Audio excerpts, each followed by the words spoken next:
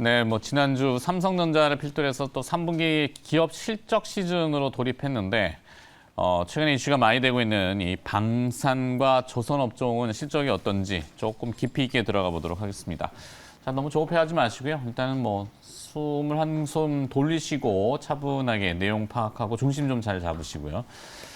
애널리스트 코너입니다. 신한금융투자 리서치센터 조선방산 애널 거부하고 있는 이동헌 애널리스트 나와 있습니다. 어서 오세요. 안녕하세요. 네, 대신증권에서 이직을 하셨네요. 네, 맞습니다. 네, 신한금융투자.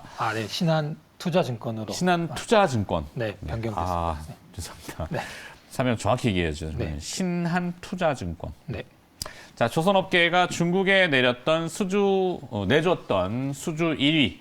자리를 한 달 만에 다시 되찾았다고요. 얼마 전 한국조선해양이 2조 원 수주 소식도 전하게 됐는데요. 조선업종 수주 현황 한번 파악해 볼까요? 네, 올해 수주 잘 나오고 있습니다. 연으로 지금까지 나온 게 한 3천만 톤, 3천만 CET 정도가 되는데요. 이게 이제 배수량 기준인가요, 이게? 네, 이게 이제 전체 선박의 무게인데 네. 가중을 한 내용입니다. 3천만 CGT. 네. 이게 이제 과거 평균 한 해에 한 3,000에서 3,500만 CET 정도가 나왔는데 9월까지 뭐 이 과거 평균치 정도를 채웠으니까 잘 가고 있는 상황입니다. 한국과 중국을 비교해 보면은 각각 한 1,300만 CET 정도에서 반반씩 나눠 먹네요, 거의. 네, 거의 2,600만이니까 대부분을 그 한국, 중국이 가져오고 있고요. 절반 정도씩이고 금액으로 하면 855억 달러 정도 전체 시장에서 한국과 중국이 각각 한 350, 380억 달러 정도가 되는데 이게 뭐 중국은 작은 배를 많이 만들기 때문에 비교해 보면 한국이 큰 배를 꽤 많이 수주했다 이렇게 볼 수 있고요. LNG 운반선이나 컨테이너선이 전체 한 3분의 2 정도 발주가 났는데 이게 한국에 절대적으로 우위에 있는 선종이기 때문에 한국이 수주를 잘하고 있다 이렇게 정리할 수 있습니다. 네. 자, 그리고 최근에 그 유가가 다시 또 들썩이고 있습니다. 오펙 플러스가 200만 배럴을 감산한다는 발표 때문인데 어제 뉴스 보도 보니까 또 실제 그 감산 규모는 50만에서 한 100만 배럴 정도밖에 되지 못할 것이다. 왜냐하면 그 쿼터가 할당되어 있기 분야를 고려했을 때 그런데도 유가가 좀 들썩이잖아요. 이게 이제 조선업종에는 또 어떻게 영향을 줄지 최근에 운임지수도 급락하는 거 보면은 거의 헷갈린단 말이죠. 맞습니다. 이게 과거에는 유가랑 조선주 주가가 거의 하루하루 동행할 정도로 굉장히 밀접했습니다. 코릴레이션이 그러니까 상관관계가 높았나 보죠. 네, 그렇죠. 이게 이제 경기에도 그렇고 에너지 가격에도 그렇고 연동성이 굉장히 컸는데 조금씩 이제 차별화를 보이고 있습니다. 네. 지금 말씀하신 컨테이너 운임 같은 경우는 급락을 하고 있고 벌커선 같은 경우에도 고점을 지난 상황인데 이런 경기 민감주의 유가 영향들은 좀 차별화되고 있고 에너지 관련 선박들, LNG 운반선이나 탱커선 같은 선박들은 LNG 운반선은 초호황세를 보이고 탱커선 같은 경우 이제 개선이 되고 있는데 이게 유가랑 좀 연관이 있는 거죠. 그래서 국내 같은 경우에는 컨테이너는 이미 수주를 다 받아놨기 때문에 경기가 둔화되는 거에 영향을 좀 덜 받고 있고 LNG나 탱커가 이제 좋아지는 부분들에 대해서 수혜를 받을 거니까 유가가 좋으면 좋다. 뭐 이 정도로 정리할 수 있습니다. 네. 내년부터는 조선업종의 그 기업 이익이 줄줄이 흑자로 전환될 거라는 기대들을 하던데 그 이유는 뭔가요? 그 헤비테일 방식이라고 하나요? 그 조선업종 같은 경우는 대금 결제하는 게 후반부 배를 넘겨줄 때 가장 많이 돈을 받잖아요. 맞습니다. 그래서 이제 헤비테일, 뚱뚱한 꼬리? 네. 뭐라 해야 돼요? 그런 방식 때문에 보통 수주하고 2, 3년 동안 건조를 하잖아요. 아파트처럼. 네.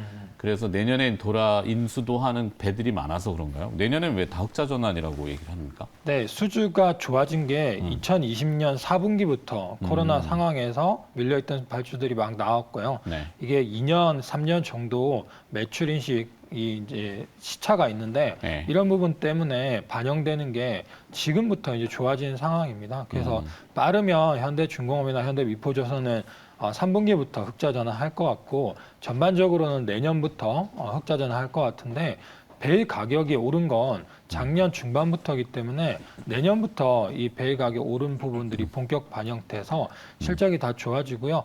말씀하신 그 헤비텔 구조의 대금 지급 방식은 지금 선박 시장에서 조선사들이 수주를 많이 차다 보니까 이 대금 결제 구조를 좀 유리하게 받고 있어요. 그래서 네. 이제 최근에 수주 받은 선박 같은 경우에는 선수금을 거의 30%까지 받는 구조로 해서 조선사의 돈이 지금 이제 돌기 시작했다 이렇게 봅니다. 네. 네. 좀 더 많이 돌아야 될 텐데. 자, 한국이 곧 조선업종 여기까지 마무리하고 한국이 우리나라가 이제 곧 중국을 제치고 이게 가능한가요? 세계 4위의 방산대국 중국을 제치고? 네. 그런 얘기들이 나오던데 관측도 나오고 방산주의 전망. 방산이라고 하면 생산도 있겠지만 우리가 소비하는 분야도 굉장히 크잖아요. 사실 미국산 무기 엄청나게 사들일 텐데 생산하는 방산 산업은 전망을 좀 어떻게 합니까? 네.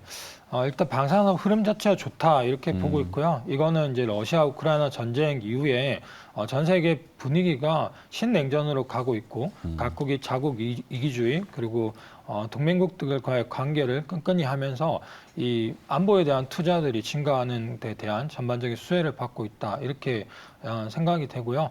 이게 한국 같은 경우에는 지금까지 그 분단의 70년을 겪으면서 방산에 대한 그 물자들에 대한 그 개발이라든지 수출을 계속 늘려왔고 이게 전쟁을 맞이하면서 특수를 계속 누리고 있는 상황인데 이런 기조가 하루아침에 꺼질 상황이 아니고 경쟁 같은 경우에도 지금 한국이 수주를 잘한다고 해서 경쟁에 만들어서 뛰어들 나라들이 많이 없기 때문에 이런 부분을 감안했을 때 중장기적인 수혜가 이제부터 시작되고 있다 이렇게 봅니다.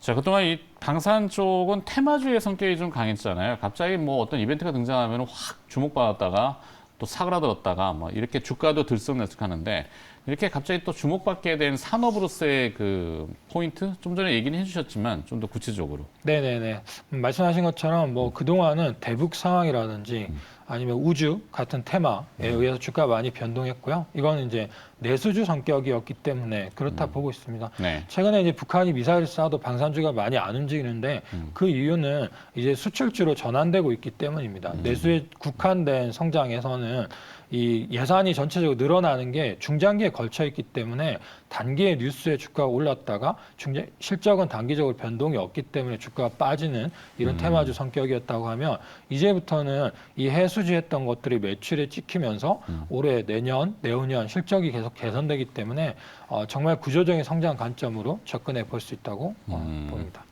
국내 방산업체들의 실제 성과라고 해야 될까요? 폴란드 얘기들을 많이 하지 않습니까?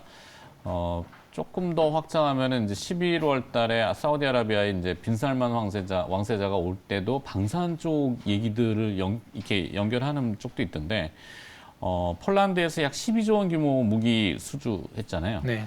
이 추후에도 수주 소식이 계속 이어질까요? 네, 여전히 많이 남아 있습니다. 폴란드에서 K2 전차, K9 자주포, FA50 해서 11조 9천억 정도의 수주가 있었고 연말에는 이 2차 수주 물량이 있습니다. 규모가 굉장히 클 걸로 예상이 되고요.